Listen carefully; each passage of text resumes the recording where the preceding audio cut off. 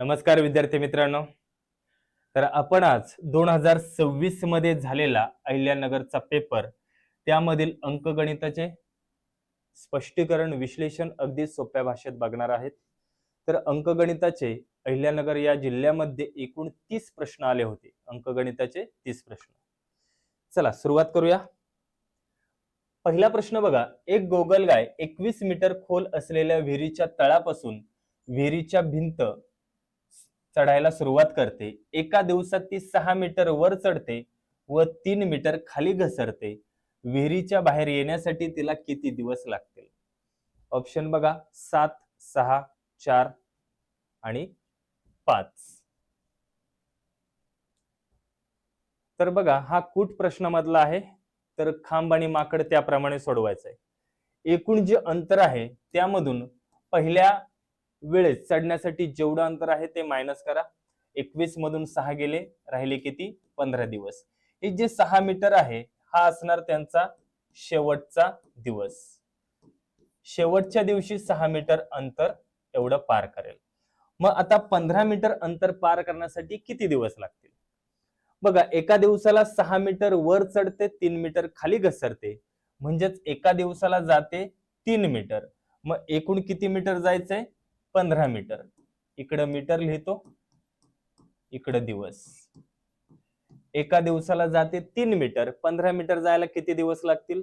तिरकस गुणाकार 15 गुणिले 1 भागिले 3, 3 5 15, म्हणजेच 5 आणि प्लस हा शेवटचा एक दिवस, म्हणजेच एकूण किती दिवस लागणार? 6 दिवस. एकूण लागणार 6 दिवस. Option number 2.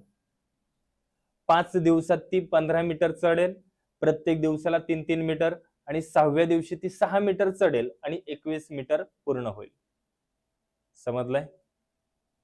पुढचा प्रश्न बघा. एका जंगलात काही मोर आणि काही हरणे उभी आहेत. त्यांच्या डोक्यांची एकूण संख्या 54 आणि त्यांच्या पायांची एकूण संख्या 168 आहेत. तर त्या ठिकाणी एकूण मोर आणि हरणांची संख्या किती? ऑप्शन बघा 28 30, 30 28, 22 32, 24 30. तर सगळ्यात पहिलं तुम्हाला मोरांची संख्या लिहायची, त्यानंतर हरणांची संख्या. तर यासाठी ट्रिक आहे. पायांची एकूण संख्या भागिले नेहमी करायचं 2, 2 8 16, 2 4 8. यामधून त्यांची एकूण संख्या किंवा त्यांची डोक्यांची संख्या वजा करायची. 84 मधून 54 गेले, किती राहिले? 30. हे असणार 4 पायाचे प्राणी. आता 4 पायाचा प्राणी कोणी? इथं हरिण. म्हणजे हरणांची संख्या असणार 30. मग आता मोरांची संख्या किती? 54 वजा 30, किती राहिले? 24. म्हणजे 24 असणार इथे मोर. मोरांची संख्या 24, हरणांची संख्या 30. विचारलं पहिलं मोर, नंतर हरिण. मग 24 आणि 30. Option number 4. मोरांची संख्या 24, हरणांची संख्या 30. क्लिअर? पुढचा प्रश्न बघा. अ, ब आणि क नळांनी स्वतंत्रपणे एक टाकी अनुक्रमे 12, 15 व 20 तासात भरली जाते किंवा रिकामी होते. एकाच वेळी अ व ब नळाच्या साह्याने टाकी भरण्यास प्रारंभ केला आणि क नळाच्या साह्याने टाकी रिकामी करण्यास सुरुवात केली तर टाकी किती तासात भरलेल्या स्थितीत असेल? अ, ब, क नळ आहेत. या तिघांनी एकतर टाकी भरते किंवा रिकामी होते असं त्यांनी सांगितलं पहिल्या वाक्यात. नंतर त्यांनी सांगितलं अ आणि ब या दोन नळांनी टाकी भरते आणि जो क नळ आहे तो काय करतो? रिकामा करतोय. मग ती टाकी किती अशा कोणत्या स्थितीत असणार जेव्हा टाकी भरलेली दिसेल? ऑप्शन आहे 10, 20, 30 आणि 40. मग सगळ्यात पहिलं अ नळाने टाकी जर स्वतंत्रपणे भरायचं म्हटलं तर 12 तास लागतात. ब नळाने 30 टाकी भरायला 15 तास लागतात आणि क नळाने टाकी रिकामी व्हायला 20 तास लागतात. तिघांची काढलेल्या सवी किती आली? 60. मग 12 पंचे 60. अ नळ एका तासाला 5 लिटर पाणी भरतो. 15 चोक 60. ब नळ एका तासाला 4 लिटर भरतो आणि 20 त्रिक 60. क हा नळ एका तासाला 3 लिटर पाणी कमी करतो. म्हणजे अ आणि ब या नळाने टाकी भरते 5 आणि 4 9 लिटर आणि क नळाने 3 लिटर रिकामी होते. म्हणजेच एका तासाला किती लिटर पाणी भरलं जाणार आहे? 5 आणि 4 9 वजा 3 6 लिटर. एका तासाला किती लिटर भरलं जाणार? 6 लिटर. एकूण टाकीची क्षमता आहे 60 लिटर. मग किती वेळ लागेल? तर 6×10=60, म्हणजेच 10 तास इतका वेळ लागेल. तिन्ही नळ चालू केले तर ती टाकी 10 तासात भरलेल्या स्थितीत तुम्हाला दिसेल. Option number A, option number 1. Clear? पुढचा प्रश्न. मेघाने एका स्पर्धा परीक्षेत 100 प्रश्न सोडवले. बरोबर उत्तरासाठी 3 गुण दिले जातात आणि चुकीच्या उत्तरासाठी 2 गुण वजा केले जातात. तिचे एकूण 150 गुण मिळाले तर तिच्या बरोबर उत्तरांची संख्या किती? निगेटिव्ह मार्किंग आहे. बरोबर प्रश्न आला का 3 गुण भेटणार आणि एक प्रश्न चुकला का बरोबर प्रश्नाचे पण मार्क जाणार आणि चुकीचा प्रश्न दिल्यामुळे 2 मार्क जाणार.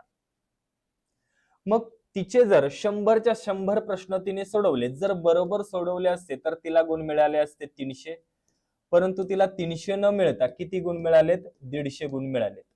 मग 150 गुण तिचे वजा झालेत. मग 150 मध्ये असणार बरोबर आणि चूक या दोघांचे मिळून मग बरोबरला 3 गुण, चुकीच्याला 2 गुण, एकूण झाले 5. 5×3=15. जे उत्तर तुमचं आलं ते असणार चुकीचे प्रश्न. म्हणजे 100 पैकी तिचे 30 प्रश्न चुकले. म्हणजे बरोबर किती प्रश्न असणार? 100 वजा 30. तिचे 70 प्रश्न हे बरोबर असणार. 70 प्रश्न बरोबर आणि 30 प्रश्न चुकल्यामुळे मार्क जाणारच. प्लस या 70 मधून प्रत्येक प्रश्नाचे 2 याप्रमाणे गुण वजा होतील. 30 दुने 60, 60 गुण वजा होतील. कळलं? तिला 70 प्रश्नाला भेटले असते 7×21 210 गुण, पण चुकल्यामुळे मार्क निगेटिव्ह होतात, मार्क कमी होतात. 50 गुण कमी होऊन तिला 150 गुण मिळाले. म्हणजे तिचे बरोबर प्रश्न किती असणार? 70 प्रश्न. Option number 1. क्लिअर आहे? समजलंय? पुढचा प्रश्न बघा. एक काम 15 मुले 20 दिवसात पूर्ण करतात. जर 3 मुले 2 पुरुषां एवढे काम करत असल्यास तेच काम 20 पुरुष किती दिवसात पूर्ण करतील? ऑप्शन बघा 15, 8, 12 आणि 10. काम तेच पूर्ण करायचंय, परंतु आपल्याला पुरुष किती दिवसात किती काम करतात दिलेलं नाहीये. पण इथं त्यांनी सांगितले 2 पुरुष बरोबर 3 मुले. 2 पुरुषां एवढं काम 3 मुले करतात. आता आपल्याकडे आहेत एकूण 20 पुरुष. मग 20 पुरुषांऐवजी किती मुले येतील? तर इथं 10 पट झालं. मग ह्याचं गुणोत्तर पण 10 पट करा. 10×30. म्हणजे 20 पुरुषांऐवजी आपण 30 मुले घेऊ शकतो.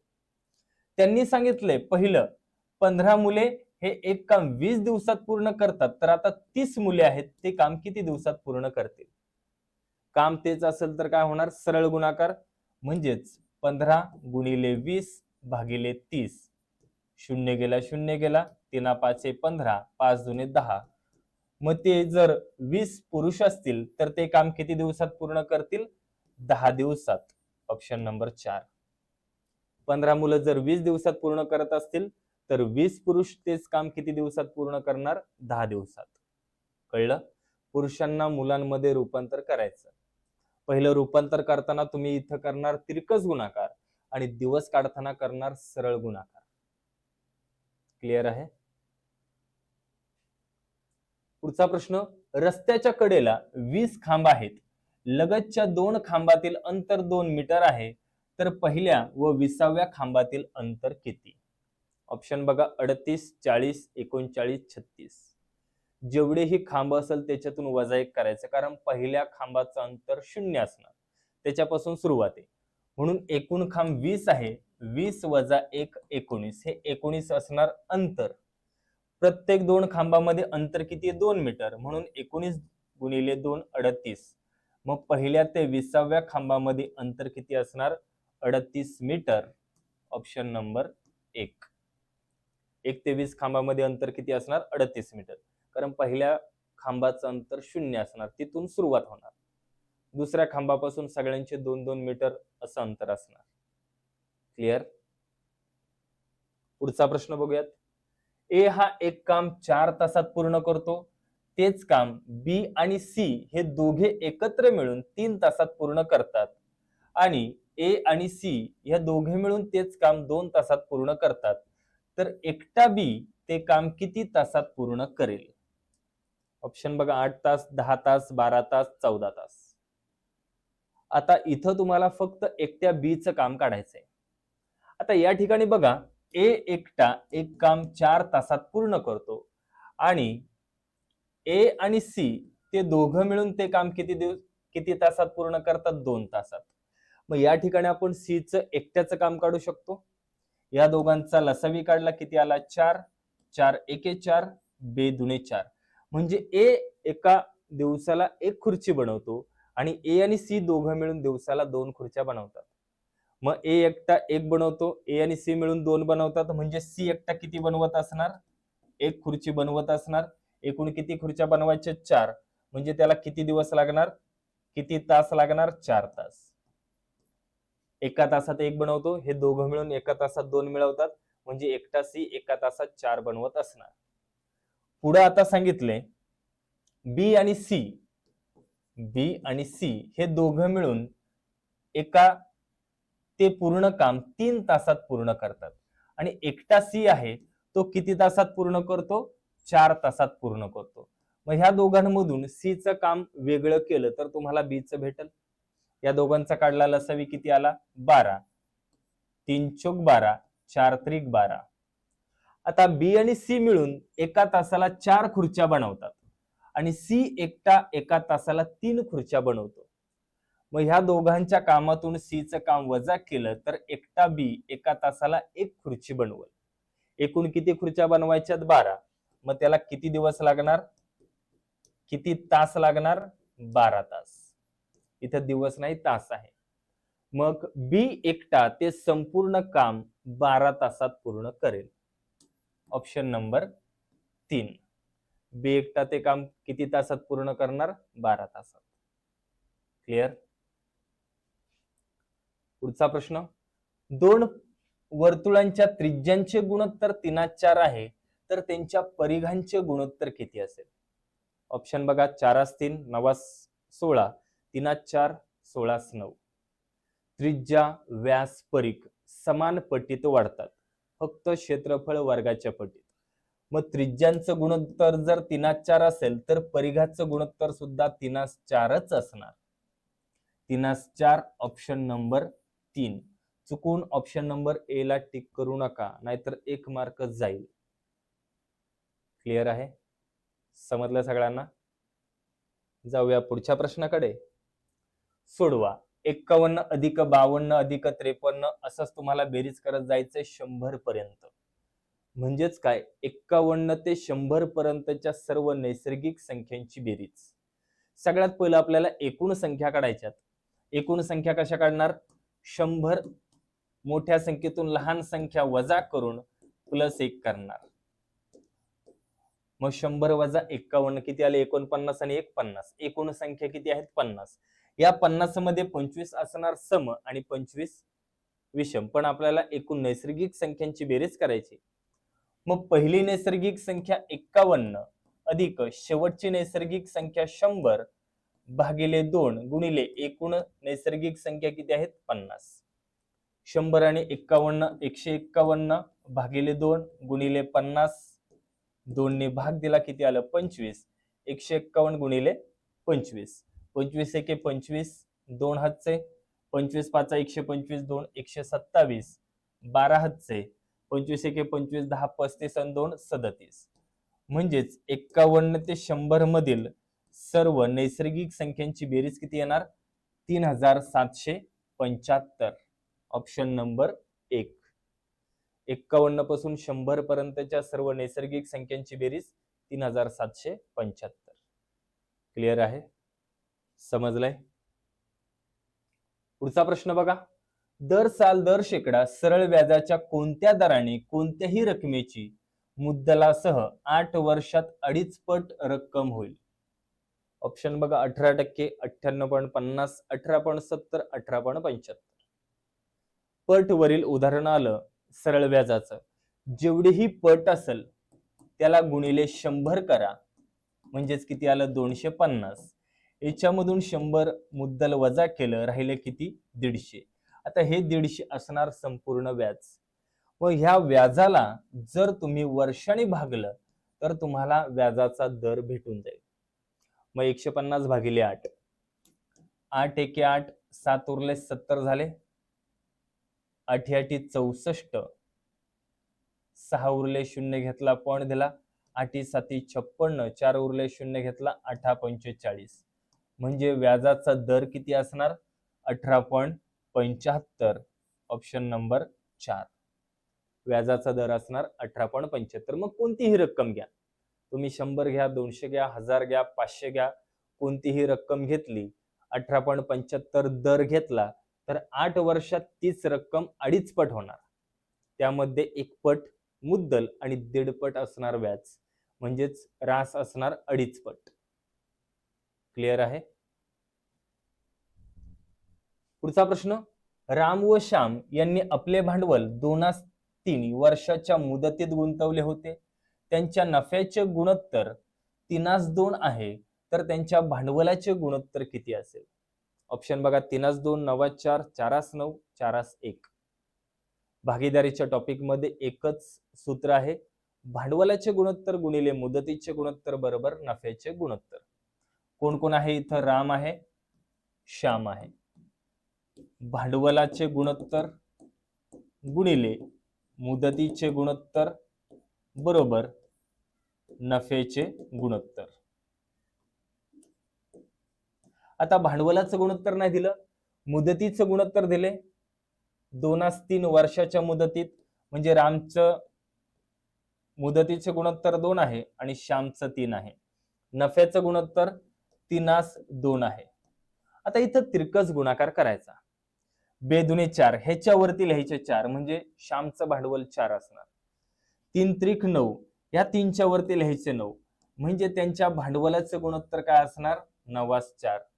रामनी 9 पट भांडवल गुंतवले आणि श्यामनी 4 पट. भांडवलाचं गुणोत्तर येणार 9:4. Option number 2. पाहिजे तर करून बघा. तुम्हाला वाटलं आपल्याला परत चेक करायचं असेल तर इथं आपलं काय होतो? गुणाकार. 9 दुने 18, 4 त्रिक 12, ह्यांचं गुणोत्तर एवढं आलं पाहिजे. 6 ने भाग दिला, 6 त्रिक 18, 6 दुने 12, आलं का नफ्याचं गुणोत्तर 3:2. म्हणजे त्यांच्या भांडवलाचं गुणोत्तर किती असणार? 9:4. समजलंय? क्लिअर? पुढचा प्रश्न, एका बैलगाडीचा चाकाचा व्यास 1.4 मीटर आहे. त्या गाडीने प्रवास करताना गाडीच्या चाकाचे 750 फेरे पूर्ण झाले, तर बैलगाडीने किती अंतर कापले असेल? ऑप्शन बघा, 3.3 किलोमीटर, 4.4 किलोमीटर, 33 किलोमीटर आणि 44 किलोमीटर. एक फेरी, एक परीघ म्हणजे काय? एक फेरी. मग आपल्याला परीघ काढायचे 7, 14, 44, 154. हे ट्रिक लक्षात ठेवा. म्हणजे तुमचं वर्तुळाचं त्रिज्या 7 असताना व्यास 14 असणार, परीघ 44 आणि क्षेत्रफळ 154. त्यांनी दिला व्यास दिला 1.4. 1.4 म्हणजे हा 14च्या किती पट आहे? 0.1. मग व्यास 0.1 पट झाला, मग परीघ सुद्धा 0.1 पट होणार, म्हणजे 44 एके 44, एक घर सोडून पॉइंट. म्हणजे एका फेरीमध्ये किती अंतर पार होणार? 4.4 मीटर. मग असे किती फेऱ्या मारल्यात? 750. 4.4 गुणिले 750. 0, 4 25, 4 7 28, 2 30, 0 0 0 0 3. म्हणजेच किती आलं? 33,000. एक घर सोडून पॉइंट म्हणजेच किती आलं? 3,300. हे आपण सगळं कशात घेतलंय? मीटर मध्ये. मग 3,300 मीटर असेल, त्याला किलोमीटर मध्ये करायचंय, 1,000 ने भाग द्यावा लागेल. ते 3,300 मीटर आहे का? नाहीये, किलोमीटर मध्ये आहे. 1000 ने भाग दिलं, 3 शून्य आहे, 3 घर सोडून पॉइंट, म्हणजेच उत्तर येणार 3.3 किलोमीटर. त्या बैलगाडीने एकूण किती अंतर कापले असणार? 3.3 किलोमीटर. Option number 1. कळलं? मीटरचं किलोमीटर मध्ये रूपांतर करताना 1,000 ने भाग द्यायचा. समजलंय? पुढचा प्रश्न, एका वस्तूच्या किमतीमध्ये 30% वाढ केल्यानंतर त्या वस्तूला 2 वेळी 10-10% सवलत दिली, त्या वस्तूच्या शेवटच्या किमतीमध्ये किती फरक पडणार? पहिली वस्तूची किंमत काय केली? 30% ने वाढवली, नंतर 10% सूट दिली आणि नंतर परत अजून 10% सूट दिली. 2 वेळेस 10% सूट दिली. तर काय होईल? नफा होईल की तोटा होईल? पहिलं, त्या वस्तूची किंमत 100 रुपये होती, 30% ने वाढवली म्हणजेच किती झाली? 130%. त्यानंतर 10% 2 वेळाच डिस्काउंट दिलं, 10% गेले, राहिले किती? 90%. 2 वेळा दिलं म्हणून 2 वेळा लिहिलं. आता ही शेवटची वस्तूची किंमत किती येईल? आता 100 ला 100 गेले, 1 2 3 शून्य गेले, 1 2 3 शून्य गेले. आता इथं काय राहिले? 13 गुणिले 9 9 81. मग 81 गुणिले 13 भागिले काय आहेत? 10 आहेत. 13 1 13, 1 उरला, 13 8 4 दर्शन 1 105, छेदस्थानी 10, एक घर सोडून पॉइंट म्हणजेच किती येणार? 105.3. 100 पेक्षा किती जास्त आहे? 5.3. म्हणजेच इथं 5.3% ने नफा असणार, वाढ असणार. 100 ला जेवढी रक्कम कमी येईल, जेवढी संख्या कमी येईल तेवढ्या टक्क्याने घट, जेवढी जास्त येईल तेवढ्या टक्क्याने वाढ. म्हणजेच इथं 5.3% वाढ असणार आहे. किती टक्क्याने वाढ होणार? 5.3%. क्लिअर? पुढचा प्रश्न, 6 मीटर लांब व 4 मीटर रुंद अशा खोलीमध्ये 20 सेंटीमीटर लांब आणि 20 सेंटीमीटर रुंद मापाच्या किती फरशा बसतील? ऑप्शन बघा, 800, 700, 600, 500. तुम्हाला एकूण फरशा काढायच्या असेल तर त्या खोलीच्या क्षेत्रफळाला फरशीच्या क्षेत्रफळाने भाग दिला तर तुम्हाला एकूण फरशा भेटतील. परिमाण समान करून घ्यायचे. आता 6 मीटर आहे, मग सेंटीमीटर मध्ये किती येणार? 600 गुणिले 4 मीटर आहे, सेंटीमीटर मध्ये किती येणार? 400. ह्या खोलीच्या क्षेत्रफळाला फरशीच्या क्षेत्रफळाने भाग द्या. फरशी आहे सेंटीमीटर मध्ये 20 गुणिले 20, 20 मीटर लांब 20 मीटर रुंद, चौरस आकृती आहे. भाग द्या. 2 शून्य गेले, 2 शून्य गेले, 2 दुने 4, 2 ला 2 गेले, राहिले किती? 600. म्हणजे त्या ठिकाणी किती फरशा असणार? टोटल 600 फरशा लागतील. त्या खोलीमध्ये किती फरशा बसतील? 600. Option number 3. कळले? क्लिअर का? पुढचा प्रश्न, 3.203 अधिक 6.712 अधिक 4.936 अधिक 5 अधिक 7 अधिक 7.112 या समीकरणात कोणता लहानात लहान अपूर्णांक मिळवला असता पूर्ण संख्या मिळेल? ह्याचं आपल्याला पहिलं रूपांतर करायचं आणि ह्याच्यामध्ये यापैकी कोणता अपूर्णांक मिळवला तर बेरीज पूर्ण संख्या भेटेल, मिळवायचं आपल्याला. मग सगळ्यात आधी काय करा? जे पूर्ण संख्या आहेत त्यांची करून घ्या बेरीज करून घ्या. आता पूर्ण संख्या त्यांची बेरीज नाही केली तरी चालेल, आपल्याला फक्त पूर्ण संख्या काढायची. मग फक्त अपूर्णांकाची बेरीज करा. अपूर्णांक आहे 203 अधिक 712 अधिक 936 अधिक 1/12 यांची करून घ्या बेरीज. सगळ्यांचा छेद समान केला, किती गेला? 36. आता 36 करण्यासाठी या ठिकाणी 12 ने गुणायला लागतंय, तर अंशश ठिकाणी 12 ने गुणणार. इथं 36 ला 12 त्रिक 36, 3 ने गुणायचे, अंशश ठिकाणी 3 ने गुणणार. इथं 1 ने गुणायचे, अंशश ठिकाणी 1 ने गुणणार. इथं 3 ने गुणलं, इथं पण 3 ने गुणणार. आता करा गुणाकार. 12 दुने 24 अधिक 7 त्रिक 21 अधिक 9 एके 9 अधिक 3 एके 3 या सगळ्यांची करून घ्या बेरीज. छेदस्थानी 36 आहे तसाच. आता इथं बेरीज 21 आणि 9 30, 30 आणि 20 50, 50 आणि 7 57. आता पूर्ण संख्या यायची असेल तर तुम्हाला यापैकी कोणता अपूर्णांक मिळवायचा? आता ह्याच्यामध्ये पहिला अपूर्णांक घेतला आपण 5/12, यांची बेरीज करून बघा पूर्ण संख्या येते का.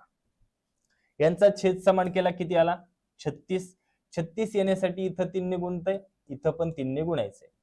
इथं 1 ने गुणलं, 1 ने गुणलं किती आलं? 57 अधिक 5 त्रिक 15, 57 आणि 15 यांची बेरीज 7 आणि 5 12, 5 आणि 2 7 भागिले 36, 36 एके 36, 36 दुने 72, पूर्ण भाग जातोय. म्हणजे या अपूर्णांकात या समीकरणामध्ये जर 5/12 हा अपूर्णांक मिळवला तर पूर्ण संख्या येईल. काय येणार? पूर्ण संख्या. क्लिअर? समजलंय? बाकी तुम्हाला एकूण बेरीज करायची गरज नाही, एकूण बेरीज विचारली नाही. त्यांनी फक्त एवढंच विचारलंय ह्याच्यामध्ये कोणता अपूर्णांक मिळवला तर बेरीज पूर्ण संख्या येईल. क्लिअर आहे? समजलं? पुढचा प्रश्न, अ व ब यांनी भागीदारीच्या स्वरूपात एक व्यवसाय सुरू केला. अ ने 2000 रुपये, ब ने 3000 रुपये गुंतवले. 8 महिन्यानंतर क ने त्यात 1000 रुपये गुंतवले. परंतु 8 महिन्यानंतर ब ने आपली गुंतवणूक काढून घेतली. वर्षाअखेर त्यांना 5200 रुपये नफा झाला, तर त्यातील ब चा वाटा किती? आता सगळ्यात पहिलं तुम्हाला त्यांचं एकूण नफ्याचं गुणोत्तर काढायचंय. मग कोण कोण आहे? अ आहे, ब आहे आणि क आहे. पहिलं भांडवल किती गुंतवले? अ ने गुंतवले 2000 रुपये, ब ने गुंतवले 3000 रुपये आणि क ने गुंतवलेत 1000 रुपये. अ आणि ब ने व्यवसाय सुरू केला म्हणजे अ ने पूर्णपणे 12 महिने गुंतवलं. ब ने काय केले? 8 महिन्यानंतर आपली गुंतवणूक काढून घेतली. म्हणजे किती महिन्यासाठी गुंतवलं? 8 महिन्यासाठी. आणि 8 महिन्यानंतर क आलाय म्हणजे क ने किती महिन्यासाठी गुंतवले? 4च महिन्यासाठी गुंतवले. 3 शून्य गेले, 3 शून्य गेले, 3 शून्य गेले. 12 दुने 24, 8 त्रिक 24, 4 एके 4. मग त्यांचं नफ्याचं गुणोत्तर येणार 24 24 4. ह्याचं अतिसंक्षिप्त रूप केलं 4 एके 4, 4 सक 24, 4 सक 24. मग त्यांचं नफ्याचं गुणोत्तर येणार 6 6 1. आता 5200 सर्वांना मिळून आहे म्हणून सर्व गुणोत्तरांची करा बेरीज. 6 6 12 आणि 13. मग 5200 भागिले करणार 13, 13 चोक 52, 2 शून्य म्हणजे एक भाग बरोबर 400. आता विचारलंय ब चा नफा, ब चे किती भाग आहेत? 6. मग 6 चोक 24. ब ला किती रुपये भेटले असणार? 2400 रुपये. Option number 4. ब ला 2400, अ ला पण 2400 आणि क ला मात्र 400 रुपये भेटले असणार. असं सगळ्यांना मिळून 5200 रुपये वाटले. क्लिअर? पुढचा प्रश्न, 6 मीटर लांबीची तार 24 ठिकाणी कापून समान लांबीचे तुकडे तयार केले तर प्रत्येक तुकड्याची लांबी किती असेल? जेवढ्या ठिकाणी कापणार तुकडा एक जास्त होणार. म्हणजे 24 ठिकाणी कापले तुकडे किती होणार? 25. मग 6 मीटरला 25 ने भाग द्या. पहिला भाग जात नाही, शून्य घेतला म्हणून इथं दिला पॉइंट. 25 दुने 50, 10 उरले, शून्य घेतला, 25 चोक 100. म्हणजे प्रत्येक तुकड्याची लांबी किती येणार? 0.24 मीटर. प्रत्येक तुकड्याची लांबी किती येणार? 0.24 मीटर. 0.25 ला टिक केलं तर उत्तर चुकेल. भरपूर विद्यार्थी काय करतात? या 6 ला 24 ने भाग देतात किंवा 24 ला 6 ने भाग देतात, काहीतरी करत बसतात. 6 मीटर लांबीची जितक्या ठिकाणी कापणार तुकडा एक जास्त होणार. कळलं का? मग प्रत्येक तुकड्याची लांबी काढायची. एकूण अंतराला जेवढे तुकडे आहेत त्यांनी भाग द्यायचा म्हणजे तुम्हाला एका तुकड्याची लांबी भेटेल. क्लिअर? पुढचा प्रश्न, लोकांच्या एका गटात काही जोडपी आहेत, उरलेले लोक एकटे आहेत. त्यापैकी विवाहित लोकांची संख्या 60% आहे आणि पुरुषांची संख्या 54% आहे. तर या गटात एकट्या स्त्रिया संख्या किती टक्के असेल? एकूण 100% लोक आहेत. कळलं? त्यामध्ये त्यांनी सांगितले 54% आहेत पुरुष. म्हणजेच या ठिकाणी एकूण 46% काय असणार? स्त्रिया. 46% स्त्रिया असणार. पुढे त्यांनी सांगितलेत 60% काय आहेत? लोक जोडपीमध्ये आहेत. जोडपी म्हणजे लग्न झालेले असतील. मग आता 60% मध्ये 30% पुरुष असतील, 30% स्त्रिया असतील. कारण जोडपी आहेत, जेवढे पुरुष तेवढेच स्त्रिया. मग एकूण 46% स्त्रिया आहेत आणि त्या स्त्रियांपैकी 30% विवाहित आहेत. म्हणजे एकटे किती असणार? 46 मधून 30 गेले, राहिले किती 16. 16% असणार एकट्या स्त्रिया. तुम्हाला विचारलं एकट्या स्त्रियांची संख्या किती असणार, तर 16%. जी पण संख्या असेल त्या संख्येच्या 16% स्त्रिया एकट्या असणार. समजलंय? एकदम सोप्या पद्धतीने सांगितलं. क्लिअर आहे? पुढचा प्रश्न, एका दुकानदाराने एक टेबल 4700 रुपयाला विकला. जर टेबलाची दर्शनी किंमत 5900 रुपये असेल तर ग्राहकाला किती टक्के सूट मिळाली, किती टक्के डिस्काउंट भेटलं? ऑप्शन बघा, 16.80, 12%, 20.33, यापैकी नाही. तर दर्शनी किंमत 5900, विकला कितीला, 4700 रुपयाला. किती रुपये डिस्काउंट दिलं? 9तून 7 गेले 2, 5तून 4 गेला 1, 1200 रुपये दिले त्याला सूट. निव्वळ सूट दिली 1200. आता 5900 ही जी रक्कम आहे ती पूर्णपणे 100%, जी दिलेली सूट 1200 रुपये, ती बरोबर किती टक्के? तिरकस गुणाकार 1200 गुणिले 100 भागिले 5900. 2 शून्य गेले, 2 शून्य गेले. आता 59च्या ऐवजी 60 ने भाग दिला तर किती बसणार? 60 दुने. मग 59 दुने किती येणार? 120 ला 2 कमी 118, राहिले किती 2. ह्या 2 आणि वरतून घेतला शून्य, भाग जाणार नाही, भाग शून्याचा बसेल. अजून एक शून्य घेतला, पॉइंट दिला. आता 6चा पाडा बोलायचा, 6 त्रिक 18. मग 59 त्रिक 180 ला 3 कमी म्हणजेच किती येणार? 177. कारण 60 चोक 240 पुढे जाईल म्हणजे 20.3333% येणार. Option number 3. किती टक्के सूट दिली असणार? 20.333333 पुढे येत राहणार. ठीक आहे, आपल्याला फक्त पॉइंट नंतरचे 2 डिजिट बघायचे. 20.33 पुढे काही वेगळे येईल, पण आपल्याला फक्त 2 डिजिट बघायचे. क्लिअर? पुढचा प्रश्न, 40 ते 70 पर्यंतच्या क्रमशः विषम संख्यांची एकूण बेरीज किती? ऑप्शन बघा, 1025, 1000, 1225, 825. सगळ्यात पहिलं तुम्हाला 40 ते 70 मध्ये एकूण विषम संख्या किती आहेत हे काढायचंय. ते कशा काढणार? मोठ्या संख्येतून लहान संख्या वजा करून +1 करणार, मग तुम्हाला भेटणार एकूण संख्या. ह्या एकूण नैसर्गिक संख्या किती आहेत? 31. 31 ला 2 ने भाग दिलं किती आलं? 15, आणि 1 बाकी उरली. आता ती बाकी दोन्ही संख्या सम आहेत, समसंख्या असणार, म्हणजे विषम संख्या 15, समसंख्या 16. आपल्याला सम नाही घ्यायच्यात, फक्त विषम संख्यांची बेरीज. मग या ठिकाणी पहिली विषम संख्या 41, शेवटची 69 भागिले 2 गुणिले एकूण विषम संख्या किती येणार? 15. 47 110 भागिले 2 गुणिले 15, 2 ने भाग दिलं किती आलं? 55. 55 गुणिले 15, 15 5 75, 7 हातचे 15 5 75, 5 80, 2 82. म्हणजे सर्व विषम संख्यांची बेरीज किती येणार?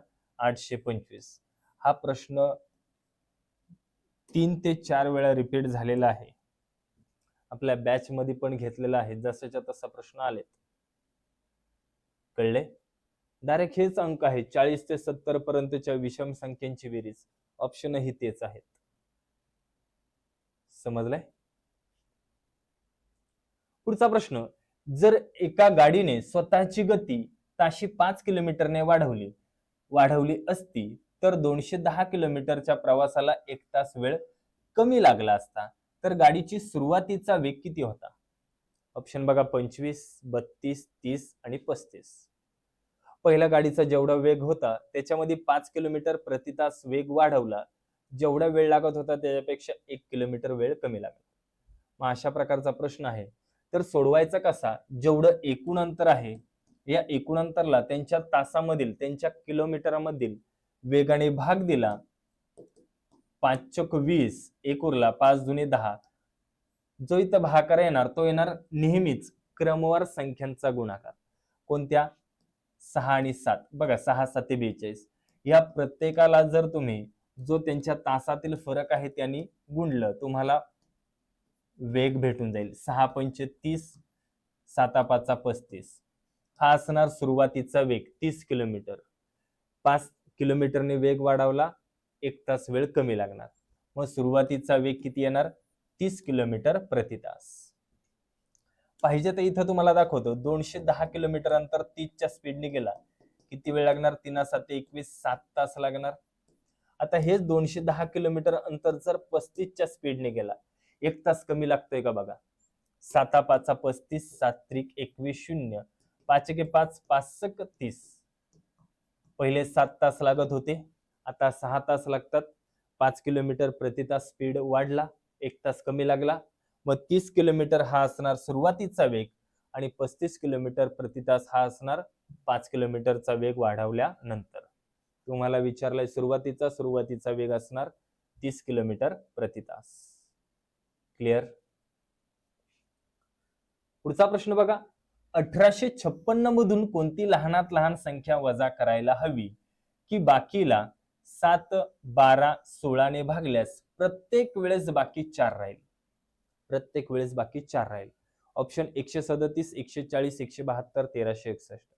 हा प्रश्न मागच्या वर्षी पण आला होता, या वर्षी पण रिपीट झालेला आहे. हा प्रश्न आपण बॅच मध्ये पण घेतलेला होता.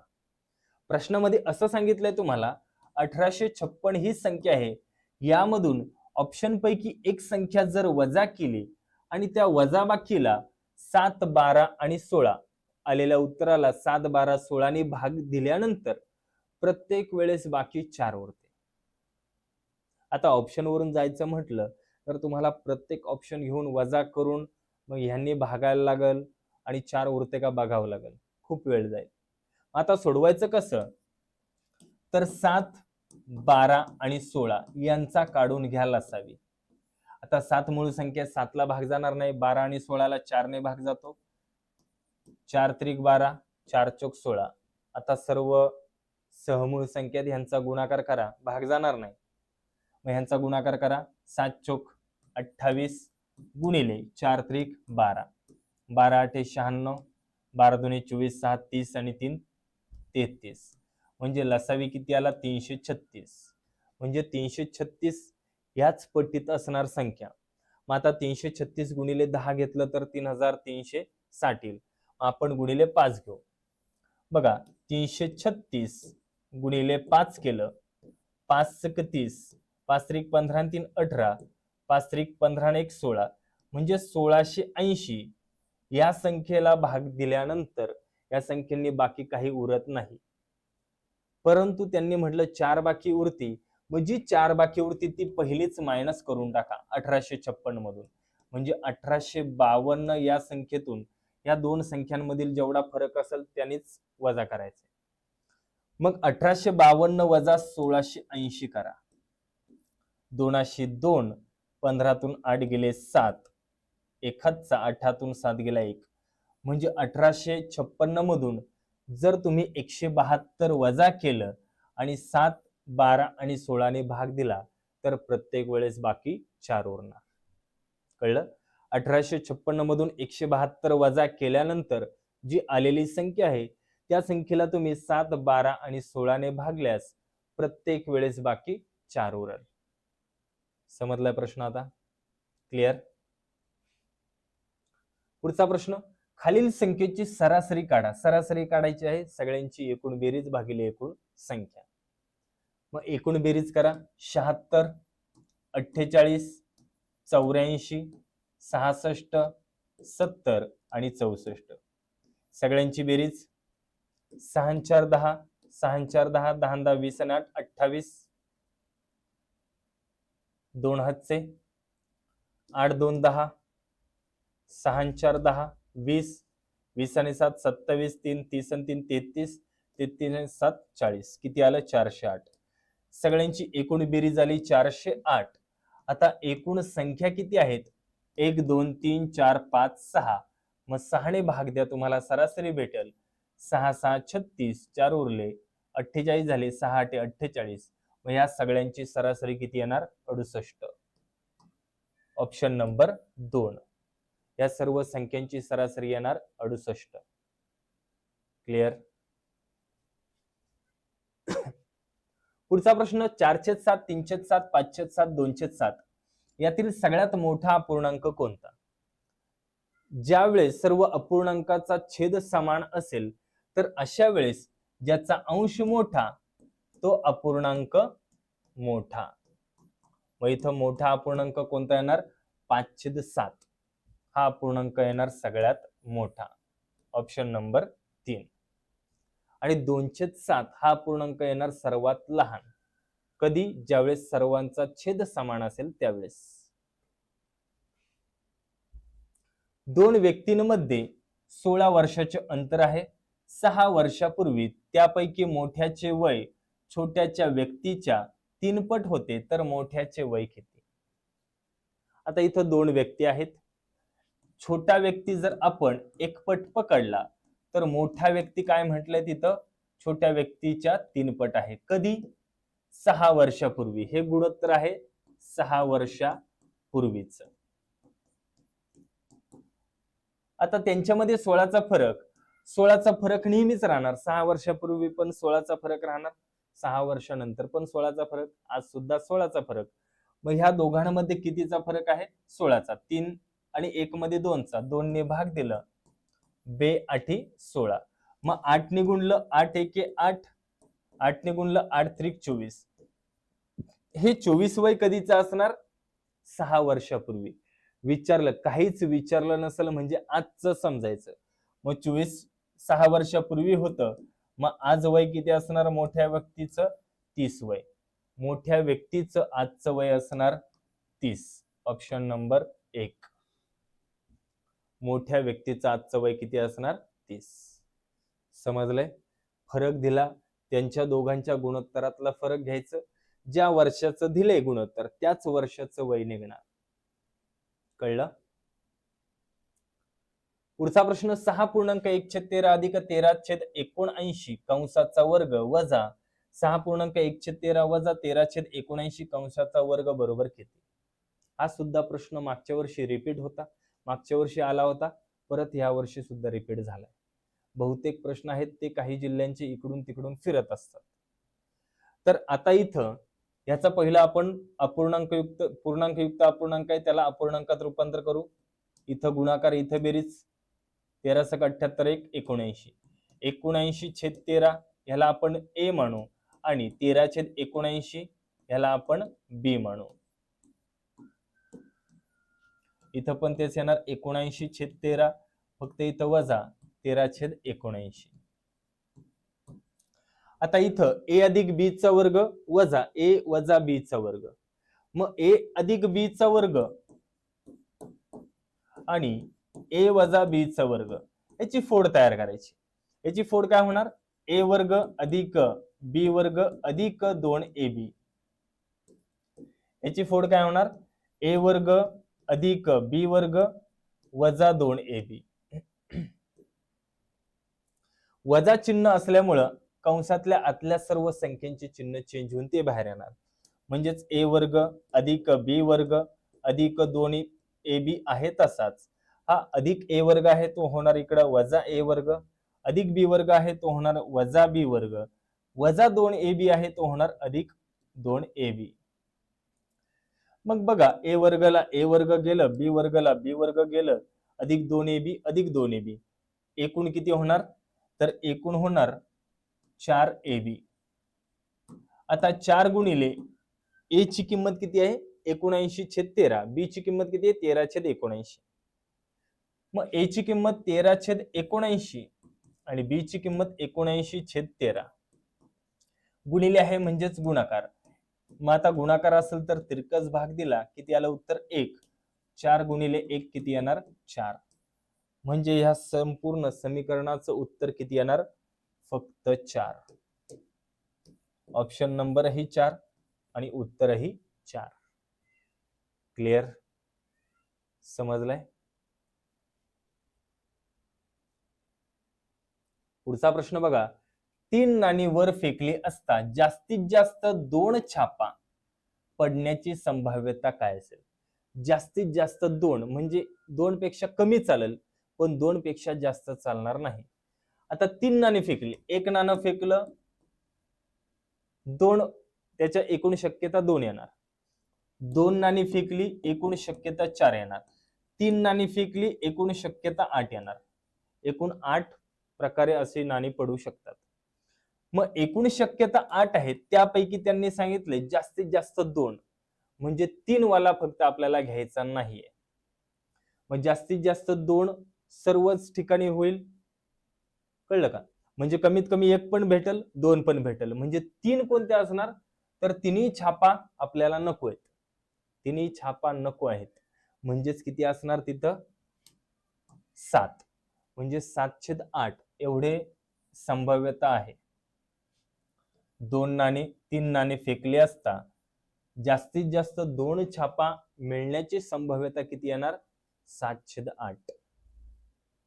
कळलं? त्यापेक्षा जास्त येणार नाही. पुढचा प्रश्न 5/6 अधिक 2/3 अधिक 3/4 कंसात कंस पूर्ण गुणिले 5/2 भागिले 3/4 बरोबर किती? सगळ्यात पहिला आपण कंस सोडवणार. मग 5/6 आहे तसाच कंसामध्ये सगळ्या दोघांचा छेद समान आहे, 3 लिहिणार. बेरीज डायरेक्ट अंशांची 4 आणि 2 6, 3 1 3, 3 2 6. उत्तर किती आले ह्याचं? 2 गुणिले 5/2 भागिलेचं होणार गुणिले समोरचा अपूर्णांक व्यस्त 3/4 चा होणार 4/3. बे 1 बे, बे 2 4. गुणाकार चिन्ह असेल तर तुम्ही खालीवर तिरकस भाग देऊ शकता. मग आता काय येणार? 5/6 अधिक 2 हे पूर्ण आहेत गुणिले 5 2 10, 10/3. आता इथं गुणाकार करून घ्या कारण भाग जात नाहीये. 5/6 अधिक 2 10 20/3. या दोघांचा छेद समान करून घ्या. छेद किती आला? 6. याचा 6 येण्यासाठी 2 ने गुणलं, इथं पण 2 ने गुणणार. 5 आहे तसाच अधिक 20 2 40, म्हणजेच किती आला? 45/6. आता ह्याला संक्षिप्त रूपात रूपांतर करायचंय. 3 ने भाग जातो, 3 2 6, 3 1 3, 1 उरला 3 5 15, म्हणजेच ह्याचा अपूर्णांक येणार 15/2. किती उत्तर येणार? 15/2. Option number 2. समजलंय? क्लिअर का? पुढचा प्रश्न एका गावात 780 मिलीमीटर, मिमी म्हणजे मिलीमीटर, पाऊस पडला आणि दुसऱ्या गावात 75 सेमी पाऊस पडला तर दोन्ही ठिकाणच्या पावसात कितीचा फरक पडला? आता मिलीमीटर आहे, 1 सेंटीमीटर आहे. सेंटीमीटरला मिलीमीटर मध्ये करा. एका ठिकाणी 780, दुसऱ्या ठिकाणी 75 सेंटीमीटर म्हणजेच 750 मिमी म्हणजेच मिलीमीटर. मग ह्यांच्यामध्ये 30 मिमी मिलीलीटरचा फरक पडला. दोन्ही गावातील फरक येणार 30 मिलीमीटर. Option number 3. 30 सेंटीमीटरचा नाही किंवा 300 मिलीमीटरचा नाही, फक्त 30 मिलीमीटरचा फरक असणार. समजलं? आपले 29 प्रश्न झाले. आता शेवटचा प्रश्न. 3 भावांच्या आजच्या वयांचे गुणोत्तर 4:3:6 आहे आणि त्यांच्या 4 वर्षानंतरच्या वयांची बेरीज 90 आहे, तर 4 वर्षापूर्वी मधल्या भावाचे वय किती? मधल्या भावाचे. आता मधल्या भावाचे काढायचे तर तुम्हाला लहान, मधला, मोठा याप्रमाणे मांडणी करा. सगळ्यात लहान 3, नंतर मधल्या भावाचं गुणोत्तर 4 आणि मोठ्या भावाचं 6. आता हे गुणोत्तर कधीच आहे काही सांगितलं नाही, म्हणजे आजचं दिले. आता बेरीज आहे जी 90 बेरीज आहे, ती 90 बेरीज कधीची आहे? 4 वर्षानंतर. 4 वर्षानंतर 90 होणार. मग आज किती असणार? मग तिघांचे 4-4 वर्ष 12 मायनस करावं लागेल. म्हणजेच 10तून 2 गेले 8, 1 हातचा, 9तून 2 गेले 7. म्हणजेच तिघांच्या भावांच्या वयांची बेरीज 78 वर्ष असणार आज. 4 वर्षांनी काय होणार? 90. मग आजची बेरीज आहे, आजचं गुणोत्तर आहे, सगळ्यांची करा बेरीज. 6 4 10 3 13. 13 ने भाग दिला, 13 सक 78. एक भाग बरोबर 6. विचारलंय मधला भाऊ. मधला भाऊ आहे 4 भाग, 6 चोक 24. ती 24 वय कधीचं असणार? आजचं. आपण गुणोत्तर कधीचं घेतलं होतं? आजचं. वय सुद्धा आजचं. पण विचारलंय काय? 4 वर्षापूर्वी. मग आज 24 आहे, 4 वर्षापूर्वी किती असणार? 20 वर्ष. 4 वर्षापूर्वी मधल्या भावाचं वय असणार 20 वर्ष. Option number 2. क्लिअर? समजलंय? तर अशाच प्रकारे आपला अहिल्यानगर जिल्ह्याचे संपूर्ण विश्लेषण एकदम सोप्या भाषेत दिले. ज्याला आवडलं असेल त्यांनी लाईक करायचं आणि कमेंट करायचं. चला मग आज आपण इथेच थांबूया. भेटूया नवीन जिल्ह्याच्या विश्लेषणामध्ये. तोपर्यंत बाय बाय, टेक केअर.